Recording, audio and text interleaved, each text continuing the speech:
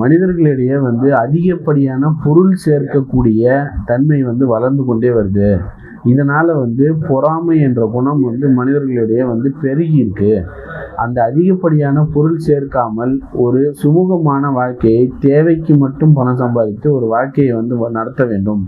அப்பொழுதுதான் நம்மளுடைய மனம், செயல், சொல் இது மூணுமே ஒழுங்கா சீரா இருக்கும். நீங்க அதிகப்படியான பொருள் சேர்க்க ஆசைப்பட்டீங்கன்னா, ஆசைகள் பெருகி, பொறாமை பெருகி, உங்களுடைய மனம் கெட்டு, செயல் கெட்டு, சொல் கெட்டு, வாழ்க்கை தரம் மாறிவிடும். நம்ம தேவைக்கு என்ன தேவையோ அதை மட்டும் பணம் சம்பாதிக்கணும்.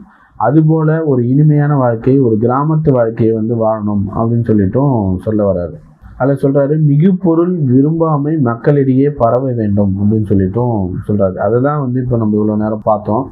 அதிகப்படியான பொருள் சேர்ப்பது மக்களுக்கு தேவையில்லாத செயல், சொல், மனத்தை பாதிக்கும் அப்படின்னு சொல்லிட்டு சொல்றாரு.